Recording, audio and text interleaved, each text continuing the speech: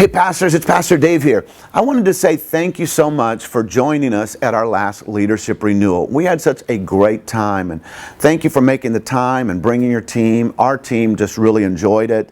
It was a great day. Now there was a lot of questions that came up and a lot of ideas that were discussed, and so I just want to give you a little follow-up to our Leadership Renewal. Number one is make it simple, guys. Don't get flooded. Don't get overwhelmed. Don't make it too big. Just make it simple. And remember, this first month, all we're really working on is our purpose statement. Define your purpose statement. Go through those scriptures that we gave you. Really get clear on why your church exists. What do you believe that it is that God wants you to do? And really define the purposes of your church. Whether you want to move through that process quickly, or whether you want to use the phrase crawl through it, or just systematically walk through it, just set your own pace. Don't feel pressure. We're here to support you. Move at your own pace, but we want to resource you every way we can. So as we're going through these trainings, one of the comments that came out that I heard was that, well, I'm not sure we can do all of this because our church, the size of our church. That's a good comment, but here's what we want you to understand about being a purpose-driven church.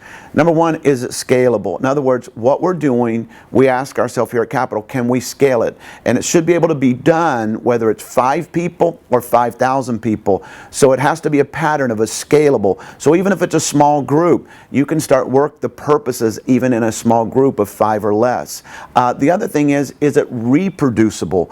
Once we do it, can we do it again? Sometimes there are things that are happening in our life, they're great moments in our life, but they're not reproducible. A great service or a great event or something happened, but we can't reproduce it. It was just a defining move of God, but it's not reproducible. What we're looking at is how can we do it over and over and over again? How can we have great weekend services? How can we have a great process to develop the people in our church? How can we deepen their commitments? And so the next part is, can we reproduce it over and over again? Which leads to the third part, is it sustainable? Because sometimes once you start doing something, it's just not sustainable. We want to be able to know that we can do it over and over and over and sustain it for years to come. And that's the whole idea of creating a process in your church that allows you to disciple people on a sustainable way. So as we go through these trainings, I just want you to know we're here for you. So we want to really be able to be a resource for you. So we've created a special email account called Leadership Renewal at gotoccc.org. We want to hear your questions. We want to get your feedback because we want to partner with you. We want to support you. And so that'll come directly to me and our team, and we want to make sure that we get you the support, the best support we can provide. I have found that when I partner with other leaders and churches, it just really inspires me. I love pastors. I love helping churches. I love getting together with guys who are just trying to figure it out. And that's what we want to do here at Capital Christian Center. Partner with you, but also learn from you, because you guys are doing some things that are innovative in your context and in your communities as well. So we'll learn together. So our next Leadership Renewal is going to be on November 5th. Really hope you'll put that on your calendars. That's coming up fairly quickly.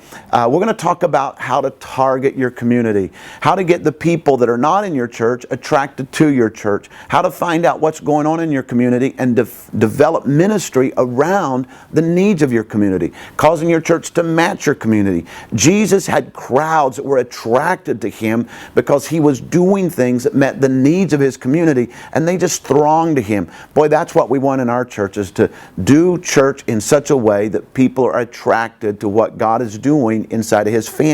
So we're going to learn about that. Now, I also want to encourage you, bring your teams with you. Bring those people that can help you go back and implement this. As a pastor, it's far more effective when you bring people with you and you can talk about what you heard together versus hearing it on your own and then trying to go back and talk to them.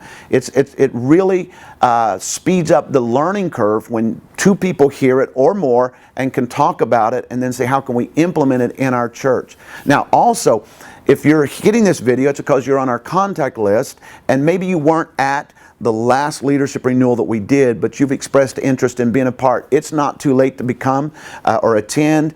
Just get plugged in. The next one, as I said, is November 5th. Come on and be a part. These are not closed groups. They're wide open. You can just pick up and we'll get you caught up with where the rest of us are at. And we hope to see you November 5th. And remember, we're here to support you as you build a great church for Jesus.